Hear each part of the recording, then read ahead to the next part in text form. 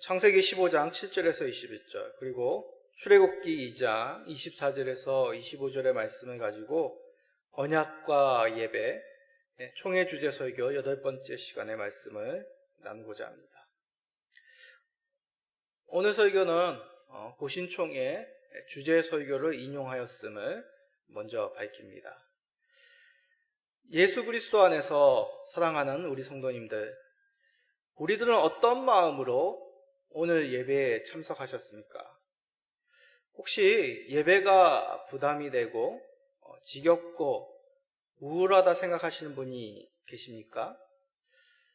아마도 그렇게 생각하시는 분이라면 예배를 재미와 어떤 유익의 관점으로만 보시는 것일 것입니다. 예배 속에 만나는 대상을 사람으로 생각하기 때문이죠. 예배가 인간의 가르침, 어떤 인간과의 서로 간의 그런 교제의 시간, 침묵을 다지는 시간이라고 생각한다면 예배는 물론 재미가 없고 유익하지 않을 것입니다. 그러나 예배는 그런 것이 아니라 천지를 지으신 우리 하나님을 만나는 정말 영광스럽고 복된 그런 시간입니다. 우리가 만약 유명 가수 그룹이죠, BTS 만난다고 생각해 보십시오. 그리고 우리나라 대통령을 만난다고 생각해 보십시오. 얼마나 영광스럽고 가슴 벅찬 일이겠습니까? 그러면 온 우주를 창조하시고 지금도 다스리시는 우리 주 하나님, 그 하나님을 만나는 것, 어떤 세상 사람들, 어떤 누구를 만나는 것보다도 더 복되고 귀한 시간일 것입니다. 예배가 바로 그런 시간입니다. 세상을 창조하시고 지금 다스리시는 우리 하나님을 만나는 시간이죠. 사람의 경험, 지식을 듣기 위하여 이 자리에 나온 것이 아닙니다. 우리가 침묵을 다지기 위하여, 가족의 평안을 위해서 이 자리에 나온 것은 1차적으로 아니라는 얘기죠.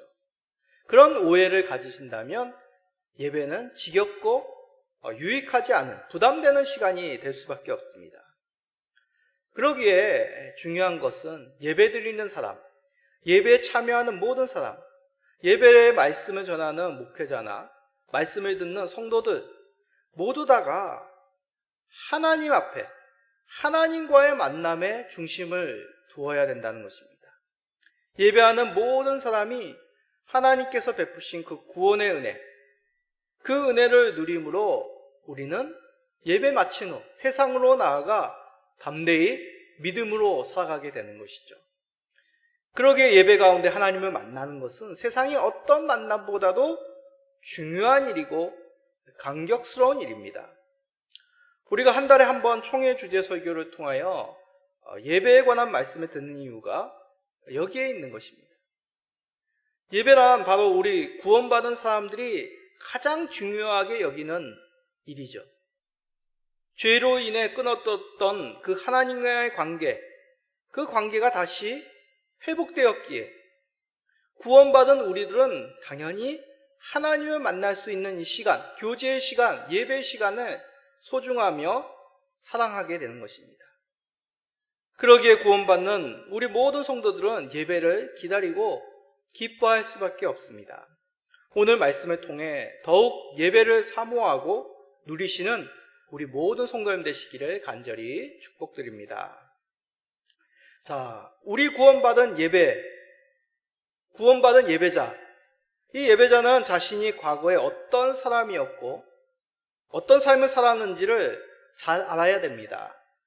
동시에 지금 우리가 누리고 있는지, 무엇을 누리고 무엇을 행해야 되는지를 잊지 않아야 되는 것이죠. 자, 먼저 자신에게 질문해 보십시오. 하나님을 만나기 전에 우리는 어떤 사람이었습니까? 모든 사람은 아담 이후 다 죄인이죠. 죄인으로 태어났습니다. 누구나 예외 없습니다. 성경은 말씀하시죠. 창조주이신 하나님 뜻보다 우리 사람, 자기 뜻대로 판단하고 행동하였습니다. 그러기에 그만 하나님으로부터 영적인 사형 선고를 받은 것이죠. 모든 인간은 이러한 교만된 마음으로 자신을 주장하는 본성 가운데 죄를 지어 하나님의 영광에 이르지 못하였습니다. 그 어떤 인간도 자신의 힘으로는 하나님 앞에 감히 스스로 나갈 수가 없는 것이죠.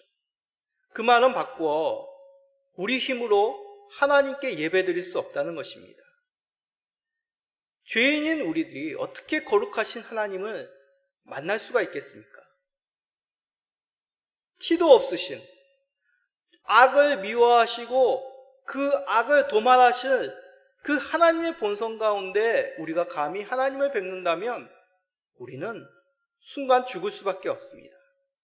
그래서 구약시대 때 하나님의 선지자라고 불렸던 이사야조차도 하나님을 만나게 되었을 때 보였던 반응, 우리가 잘 알고 있죠. 그는 환상 가운데 하나님의 영광을 뵙니다. 그런 후에 그는 이렇게 외칩니다.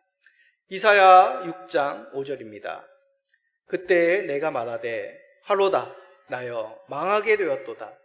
나는 입술이 부정한 사람이요 나는 입술이 부정한 백성 중에 거주하면서 만군의 여호와이신 왕을 배웠음이로다 하였더라. 이사야가 고백하기를 뭐라고 얘기합니까? 환상 가운데 하나님의 영광을 배웠는데 자신의 입술이 부정한 죄인임을 알았기에 자신은 하나님 앞에 망하게 되었다라고 얘기하는 것이죠. 정말 비시식 공의로우신 하나님을 배웠기에 자신은 접근도 할 수 없을 뿐더러 하나님이 용서해 주지 않으면 감히 하나님을 배울 수 없는 그러한 죄인임을 알았던 것입니다. 살아있지만 영혼 없는 육체와도 같은 것이죠.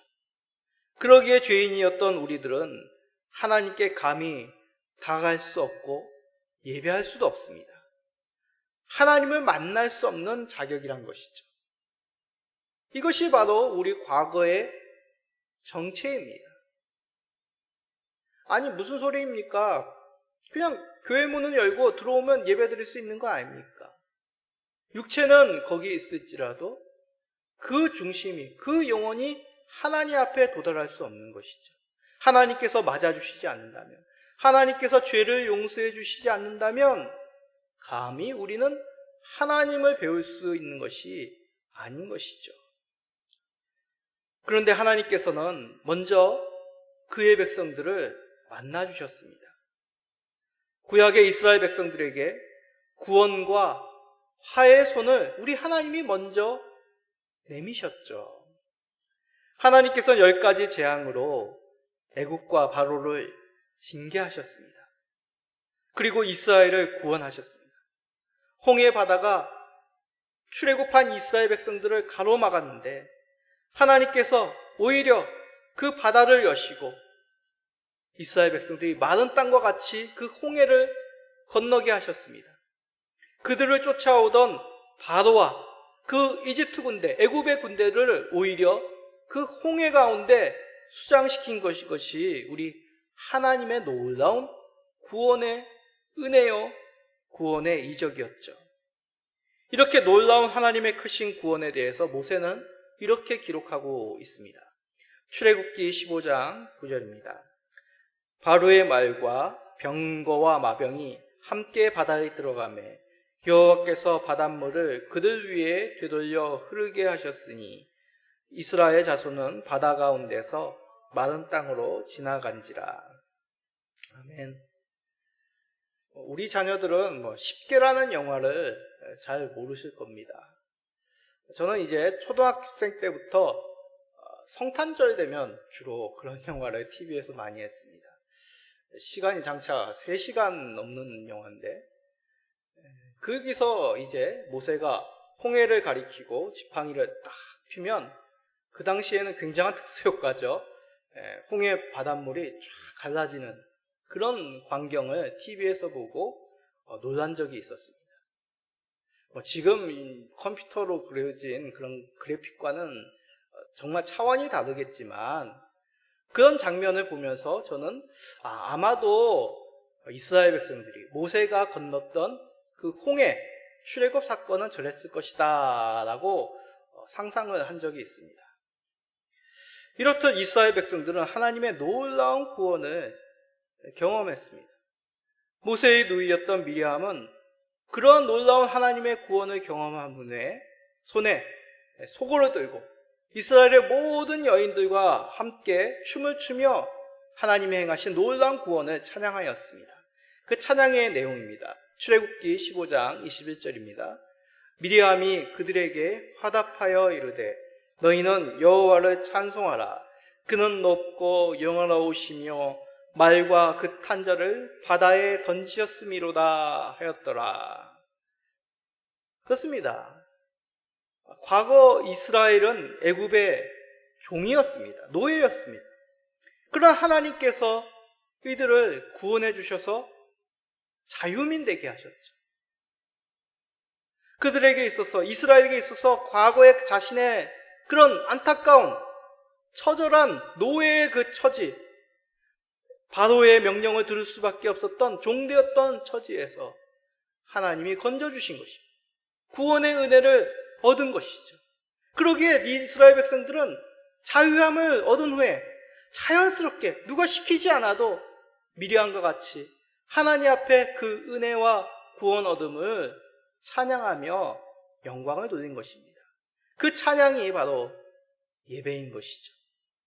이렇듯 예배는 비참하였던, 하나님을 만나기 전에 비참하였던 과거를 돌아보고 이제 하나님의 은혜로 말미암아 구원받았음을 찬송하는 것입니다. 감사하며 그 영광을 하나님 앞에 기뻐하며 고백하는 것이 예배의 핵심이죠. 또한 동시에 구원하신 분과의 관계가 회복되었기 때문에 기뻐하는 내용이 이 예배 속에 담겨 있습니다. 구원받은 우리들이 있다면 구원하신 하나님이 계신 것이죠. 구원받은 대상이 우리라면 구원하신 주체는 우리 하나님이십니다. 내가 구원한 것이 아니죠. 이스라엘 백성이 스스로 홍해를 건넌 것이 아니죠. 하나님이 구원의 은혜를 베푸신 구원의 주체는 우리 하나님이십니다.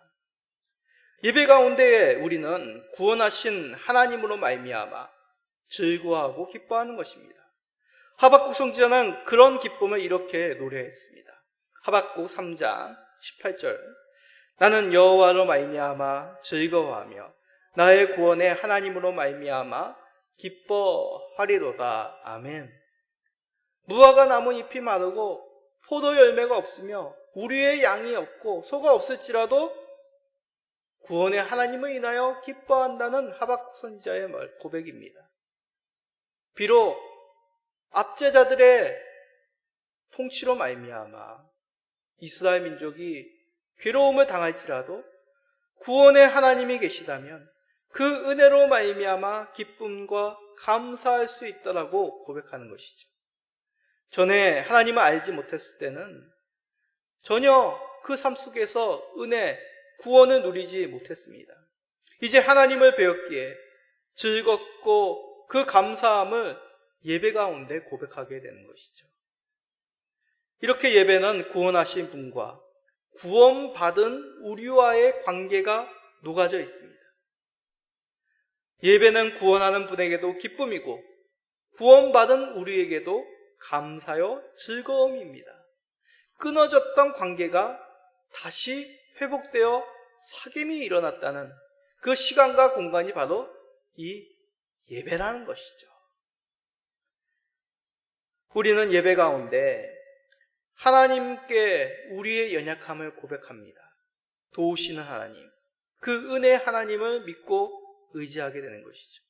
우리에게 구원을 베푸셨기에 우리는 그 하나님으로 말미암아 이 땅에 살아갈 수 있는 힘과 용기를 얻게 되었다는 것이죠. 오직 천지를 지으신 여호와만이 우리를 도울 수 있음을 우리는 과거에 종되었던, 죄의 종되었던 삶에서 이제 하나님의 빛된 자녀가 되었기에 그것을 알기에 예배 가운데 고백하며 하나님을 더욱 의지하게 됩니다. 그러면 하나님께서 우리에게 다가오셔서 이렇게 복을 선포하십니다. 디모데전서 1장 2절입니다. 믿음 안에서 참 아들 된 디모데에게 편지하노니 하나님 아버지와 그리스도 예수 우리 주께로부터 은혜와 긍휼과 평강이 내게 있을지어다. 아멘. 우리가 이 땅 가운데서 은혜와 평강이 있을 수 있는 것, 바로 하나님 아버지와 그리스도 예수로부터 우리에게 그런 긍휼과 은혜가 주어졌기 때문입니다. 우리는 이것을 믿기에 아멘, 맞습니다, 화답하게 되는 것이죠. 하나님께 찬송의 영광을 돌려드리며 이것을 믿음으로 고백하며 예배에 참여합니다. 그런 예배의 마무리에 하나님은 우리에게 위로의 약속을 더 새기십니다. 고린도후서 1장 13절입니다. 주 예수 그리스도의 은혜와 하나님의 사랑과 성령의 교통하심이 너희 무리와 함께 있을지어다. 아멘. 뭡니까? 보통 이제 목사들이 예배를 마치며 축도하는 기도죠. 하나님의 약속입니다. 우리를 그냥 내버려 두지 아니하시고 은혜와 사랑과 교제, 우리 삼위일체이신 하나님의 은혜, 하나님의 사랑, 하나님의 또한 늘 함께하심, 교통하심이 예배 가운데 약속되어지는 것입니다. 우리는 이런 약속을 믿고 예배 가운데 위로와 용기를 얻고 세상 속에 나가게 되는 것입니다. 예배 가운데 하나님이 베푸신 이 은혜, 하나님이 베푸신 그 사랑, 하나님이 베푸신 이 교제의 교통함을 더욱 누리시고 세상에 담대히 나가신 우리 모든 성도님 되시기를 간절히 축복드립니다. 아멘. 자, 예배자는 이렇게 구원자이신 하나님, 구원받은 백성으로 예배를 통하여 더욱 하나님을 또렷이 만나게 됩니다. 그런데 예배 가운데 우리가 기억해야 될 사실이 있습니다. 바로 이 예배의 중심은 하나님의 언약이 중심이라는 사실입니다. 성경에는 하나님의 약속, 하나님의 언약으로 예배가 이루어진다라고 얘기합니다. 앞에서 구원받은 백성들, 이스라엘 백성들을 생각해 보십시오. 하나님께서는 이스라엘 백성들을 이집트 종되었던 곳에서 구원하셨습니다.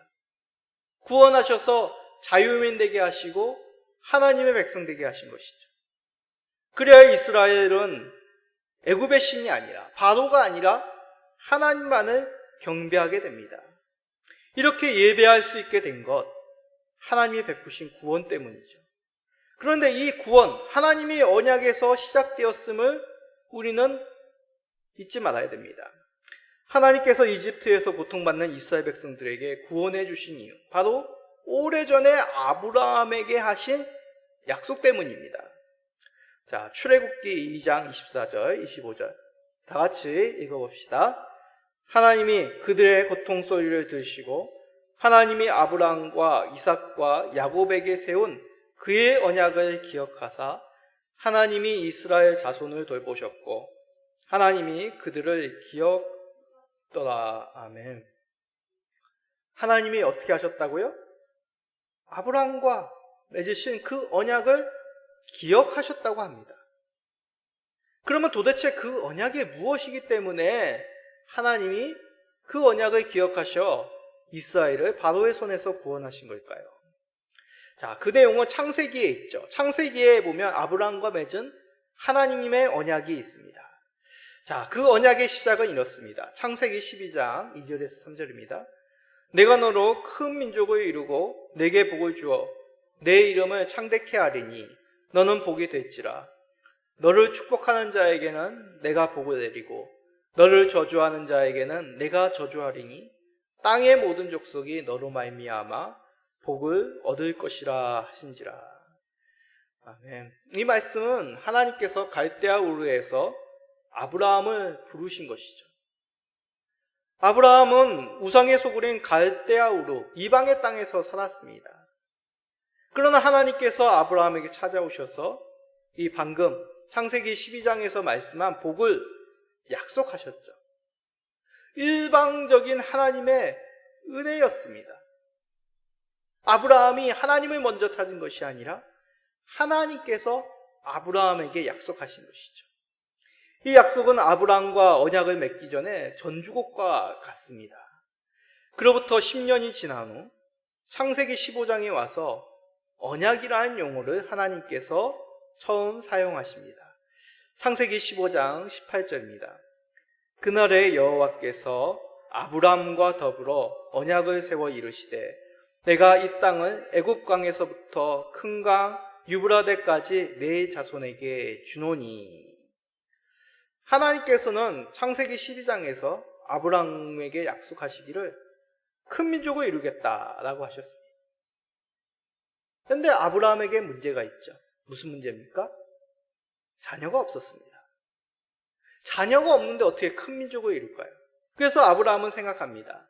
자신의 충복인 이 다메섹 사람 엘리에셀이 자신의 양자다.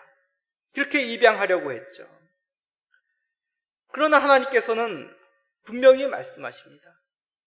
너와 사라의 몸에서 난 아들이야만 된다. 너의 몸에서 난 아들을 통해 하늘의 별처럼 수많은 자손을 허락하실 것이라고 약속하셨습니다. 아브라함은 밤하늘에 뜬 별을 보며 하나님의 약속을 믿었습니다. 하나님께서는 아브라함의 믿음을 의로 여기시고 언약을 맺으시죠. 그래서 하나님이 아브라함에게 언약식을 준비하라 말씀하십니다. 아브라함은 그 명령에 제물의 제물을 잡아 중간을 쪼개고 그 쪼갠 것을 마주 대하여 놓습니다. 자, 해가 질 때 아브라함은 깊은 잠에 빠졌습니다. 큰 흑암으로 그는 심한 두려움을 느끼게 되었죠. 아브라함은 무서웠습니다. 그때 하나님께서 횃불의 형상으로 나타나셨습니다. 횃불의 형상으로 나타난 하나님께서 쪼갠 고기 사이로 지나가셨습니다. 이것이 바로 하나님과 아브라함과 맺은 언약인 것이죠. 우리가 방금 15장을 통하여 그 장면을 살펴보았습니다. 자, 근데 이 언약의식은 그냥 아브라함과 하나님과 맺었던 특별한 어떤 그런 의미가 아니라 그 당시 고대 근동 지방에서 왕과 신하 아니면 강국, 큰 대국과 작은 소국의 왕이 맺은 그런 언약식의 모습을 띠고 있습니다. 왕은 신하를 보호한다는 약속을 하고 신하는 왕에게 충성을 맹세합니다. 그 충성을 맹세한 그 언약식을 바로 이러한 모습으로 합니다. 언약을 맺을 때 짐승을 죽여 그 제물을 반을 쪼개고 언약의 당사자인 왕과 신하가 그 제물 사이를 쪼갠 제물 사이를 지나가게 됩니다. 이렇게 지나가는 이유, 제물 쪼개 사이를 지나간 이유는 만약 이 언약을 어길 경우 그 사람은 이 죽은 동물처럼 쪼개질 것이다. 그 의미가 이 언약의 이벤트, 행사를 통하여 만방에 공개하는 것이죠. 당사자들도 이러한 행사를 통하여 반드시 이 약속을 지켜야 됨을 맹세하는 것입니다. 그런데 하나님께서 이런 고대 근동 지방의 언약이라는 그림 언어를 통하여 아브라함에게 이 의미를 가르치신 것이죠. 나타내신 것입니다. 그런데 앞에서 얘기한 왕과 신하, 강대국의 왕과 소국의 왕과의 맺은 언약과 하나님과 아브라함과 맺은 그 언약의 차이가 있습니다. 중요한 차이입니다. 아브라함은 짐승을 잡고 쪼개고 갈라놓은 일을 했습니다. 근데 정작 자신은 그 쪼갠 고기 사이로 지나가지 않습니다. 누가 지나갔습니까? 하나님의 형상이 횃불이 그 쪼갠 고기 사이로 지나갔죠. 이것은 무슨 뜻이겠습니까? 하나님께서 반드시 이 약속을 지키시겠다는 말씀이죠. 하나님께서 만약 이것을 지키지 않는다면 자기 자신을 스스로 파멸시키겠다, 멸하시겠다는 그런 의미입니다. 바꿔 얘기해서 하나님께서 일방적으로 아브라함에게 이 약속을 반드시 내가 지키겠다라고 선언하는 것이 횃불의 형상으로 그 쪼갠 고기 사이를 하나님께서 지나가신 것입니다.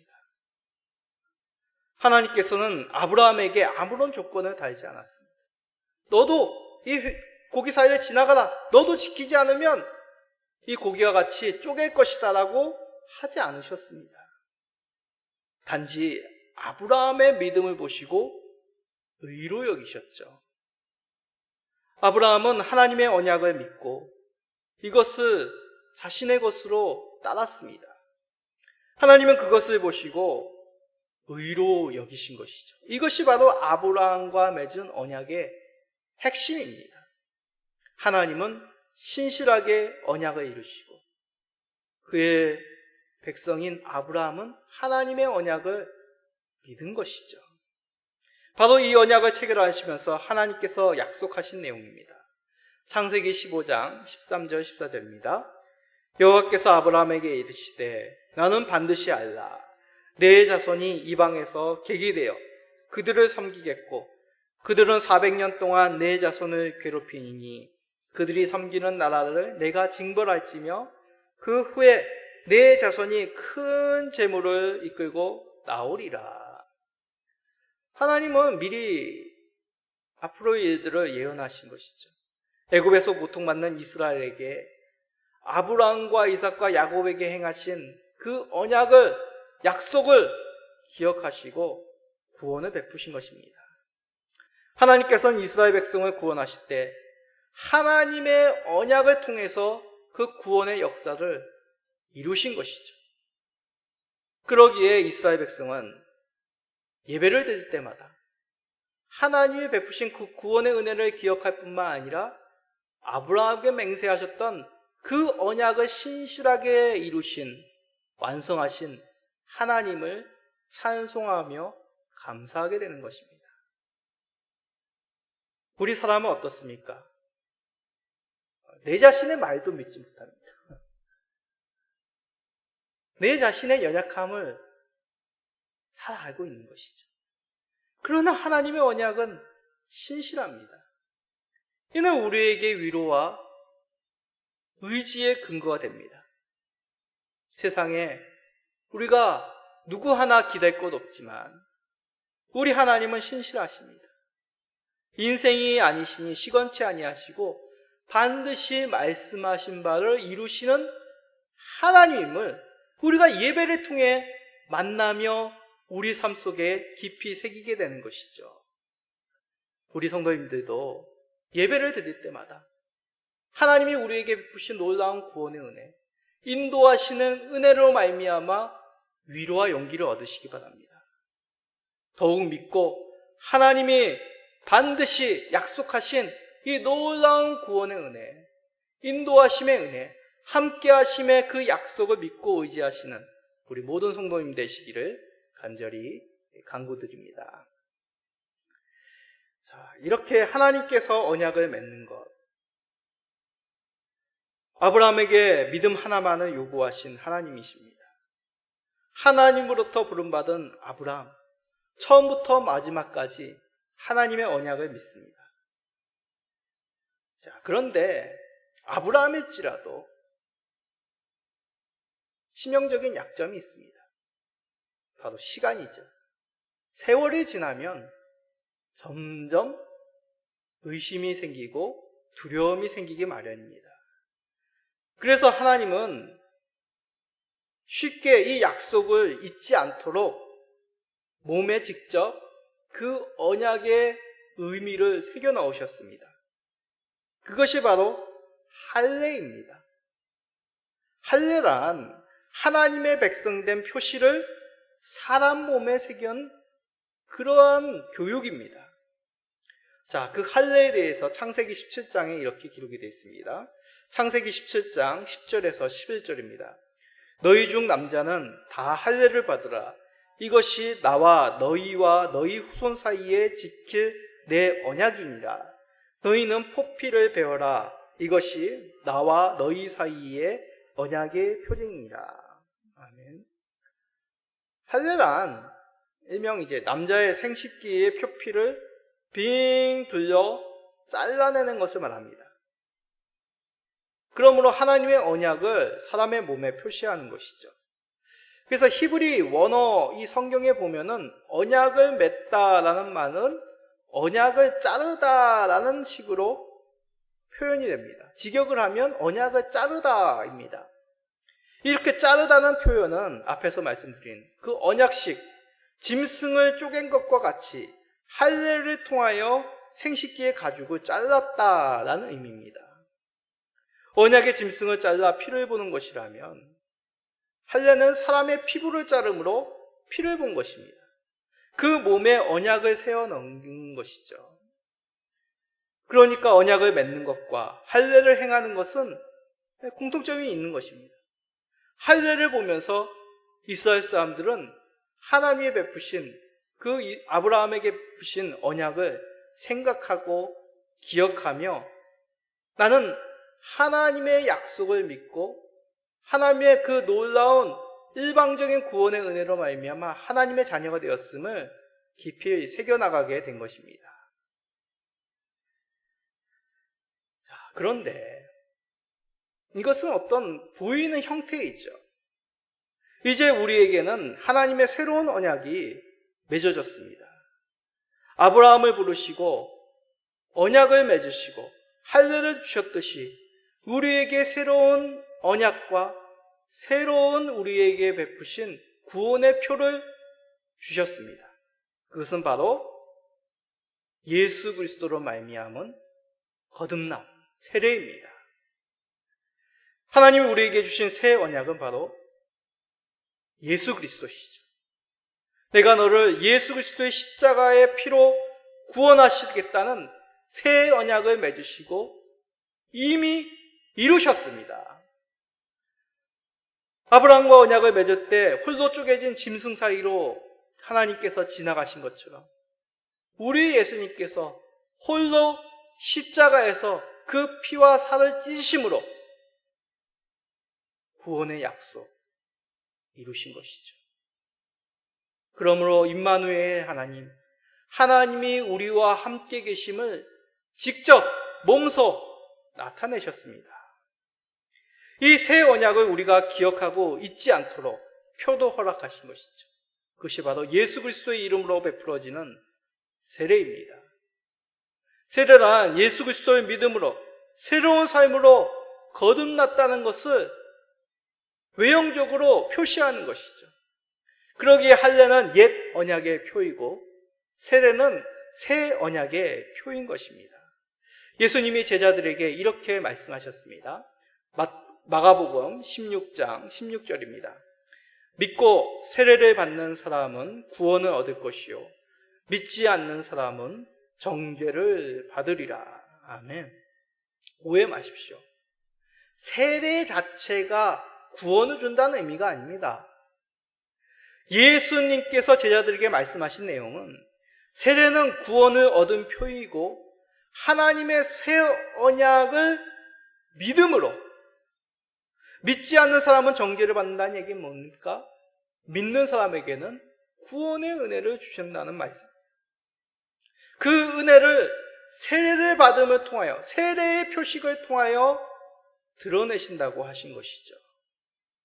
그러기에 우리는 새 언약이신 예수 그리스도 예수님께서 십자가의 그 은혜로 말미암아 새 언약을 이루시고 세례를 통하여 우리에게 그 은혜를 기억하고 누리게 하셨습니다. 사랑하는 성도 여러분, 우리는 이런 예배가 언약과 어떤 관계가 있는지를 알게 되었습니다. 예배 속에서 그 이루어지는 세례를 통하여 더욱 하나님의 구원의 은혜를 누리게 되는 것이죠. 죄인과 언약을 맺으시고 당신의 백성을 삼으신 하나님의 놀라운 은혜를 경험하게 됩니다. 그러므로 예배는 언약의 기초입니다. 언약이 없다면 예배는 없습니다.